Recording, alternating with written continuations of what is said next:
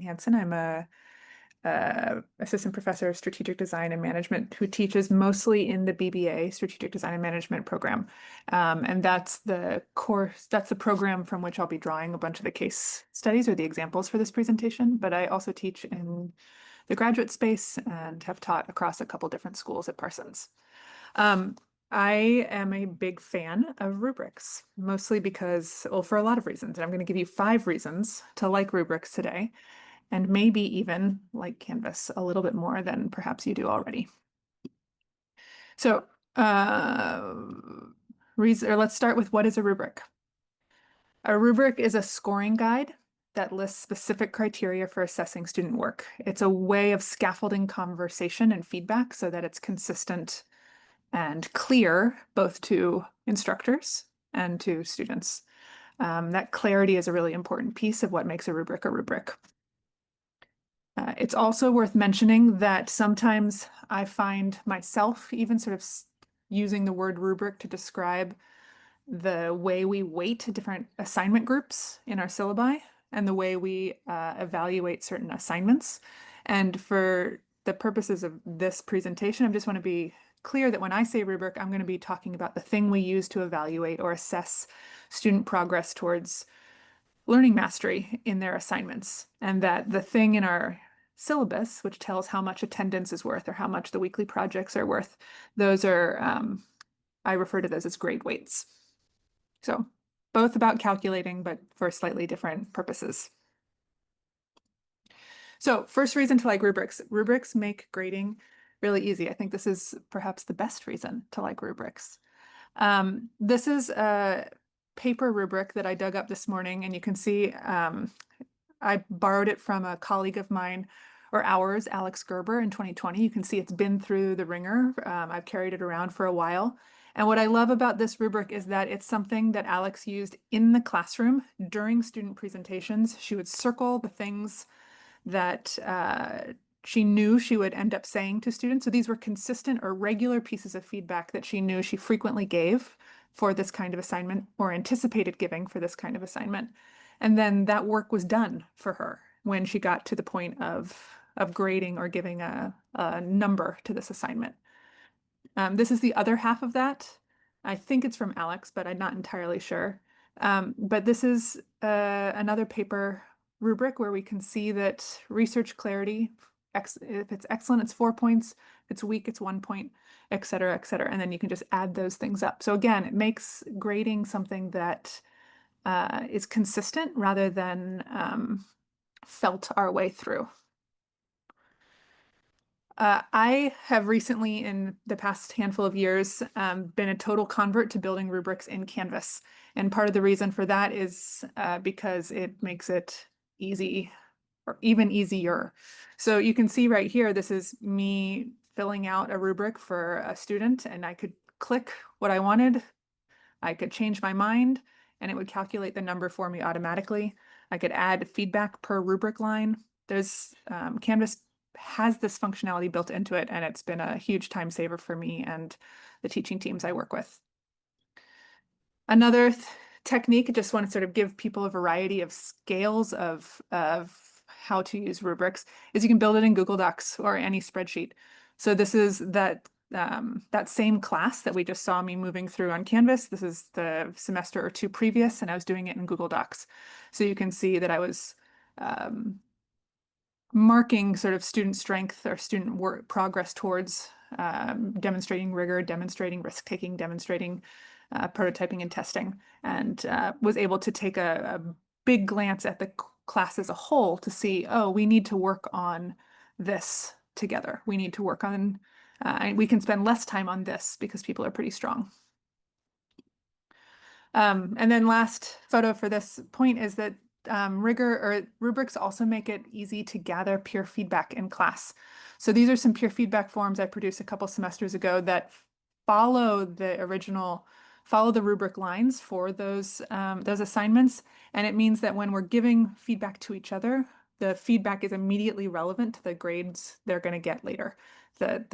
All these systems talk to each other, which I think makes students know how to put feedback into practice.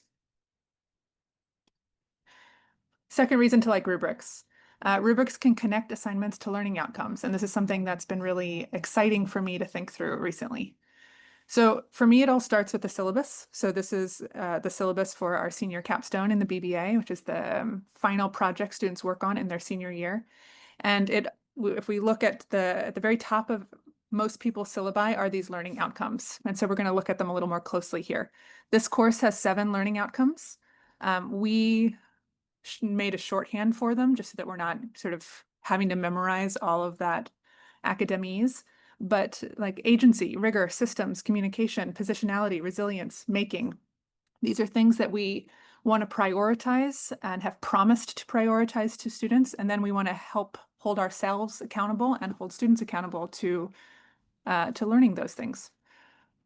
So going back to the grade weights form in the syllabus, we then, thinking about the major milestone assignments, we knew that we would be able to see demonstrable evidence of, or we hoped we'd be able to see demonstrable evidence of, rigor, systems, communication, positionality, resilience, and making in these major milestone deliverables. And so here's an example of the rubric that we built for milestones 1 through 4. We use the same rubric for all 4 milestones. That was important for a reason we'll get to later on. But you can see that this first line, rigor and analysis, comes directly out of the course learning outcomes. Same with systems and context, communication, delivery, resilience and risk-taking, etc. So, well, same thing I just said, but you can see how then we've measured it across exceptional, very, mostly, somewhat, slightly, not really. And those point associations tally to the Parsons grade distribution of sort of what counts for an A, B, C, D, etc. And here's just a very quick animation for how to do that in Canvas. You would just go to outcomes in your learning and the left navigation. Click your, I've already populated them here, but you can see how each of the outcomes expands to give more detail. This is also visible to students, so they can always check on what those learning outcomes are if they're sufficiently motivated. And then you can edit those learning outcomes, or this is what you would do to build them in the first place. You would put the full description if that's relevant. You would add as many sort of gradations as is useful. We set the mastery at 8, which is just sort of a way of saying color coding whether students are on track or not. And then that thing at the bottom is something I don't actually understand as fully as I could, but it's a way of calculating sort of a priority or weighting the more recent assignments more heavily. And then you can just add those rubrics when you're building, so that was building outcomes. When you're building a rubric for an assignment, you could just add an outcome to an assignment and there it goes. So delete the demo one and then let's see, what are we adding now? We're adding communication, poof, it shows up. We're going to add systems, poof, it shows up. And then create a rubric and you can use that to grade. It's very, very simple. It takes some setup time, but once it's going, it's pretty it's its own engine. Okay, third reason to like rubrics, which is quite important, that rubrics make grading equitable, both across students and if you're working with teaching teams across different sections of the same course. So for example, in fall 24, this is the student data from the first milestone presentation of that capstone class in the BBA. So each of these bunches of columns represents a section. So this section didn't use the rubric to grade the milestones. They just gave a lump sum. So I don't know, I don't have data for how students are moving towards individual learning outcomes, but these sections did. And you can see that section 2 and section 4 are grading students very differently than section 3 and section 5.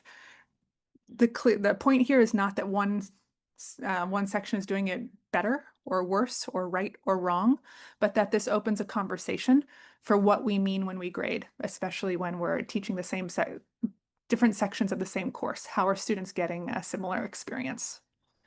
And so after we had that conversation, you can see that the sections are now pretty similarly, the results of each section are pretty similar, which I think is itself a small success in that students, as they're talking to each other across sections, know that the expectations are the same, that faculty are looking for the same things, and that everybody is clear about what the goals of the individual assignment are.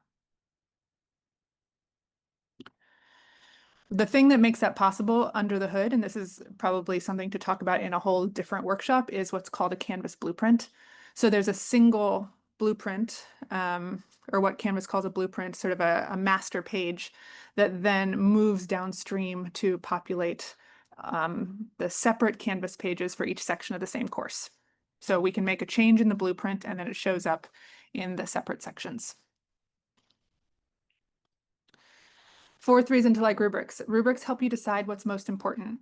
And so when I showed you before the difference between the sections for milestone 1 and then after we had talked as a teaching team and we saw that the visual difference between how students were being evaluated, that's one of my most favorite moments. So this is the teaching team from this semester. I don't know that I have a photo from the semester that I showed you the picture from, but we use this data regularly to talk about what we're valuing, where our students are struggling, where they're thriving, and how to, as a team, either develop new resources or focus our attention in different directions. And so what that means practically is that behind the scenes, we take notes. So like we come to an agreement about what we're expecting or what we mean by rigor and analysis for milestone 3, for example. This is important with some more intangible outcomes, for example, positionality or prototyping and testing. What does prototyping and testing look like when students are doing early research? And so we discuss how we're going to measure that and what we're looking for, and then communicate it to the students. And finally, the last or one of and final reason to enjoy rubrics is that rubrics let you track and celebrate student growth. And so here we can see over, these are now the groups are, these are for about the outcome, learning, agency, and initiative. These are the outcome for communication, rigor, et cetera, and milestone 1, milestone 2, milestone 3, milestone 4. And we can see that students are improving, that student skills in towards each of these outcomes are growing, which is the story I want to see. I mean, I think this is a terrific success story. I think, though, it's worth noticing that not all semesters look that clear with all like very upward trajectory arrows. This is from fall 24. And I think this is a more accurate view of what, or more predictable or more, I don't know, common view of what student achievement looks like. And so we may not see that same trajectory of excellence growing, that's the dark green, but we do see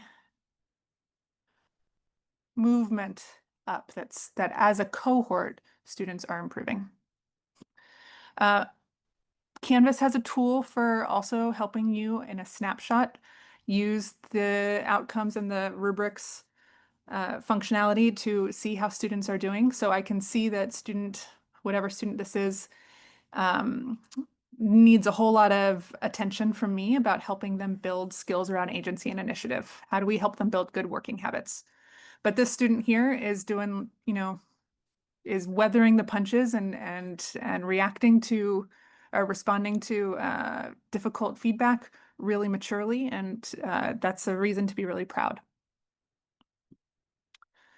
Again, this is a less high-tech version. This is what I was doing before I sort of built this in Canvas, but I can see again over milestone 1, 2, 3, 4, how a student is growing over the course of a semester. That this student in milestone 1 was really sort of struggling or like tentative about taking risks. And then we see them being really bold and being really willing to be weird in later assignments, which is wonderful. Okay, 5 reasons to like rubrics. They make grading easy. You can connect assignments to learning outcomes. They make grading equitable. They help you decide what's most important, and they let you track and celebrate student growth. Questions?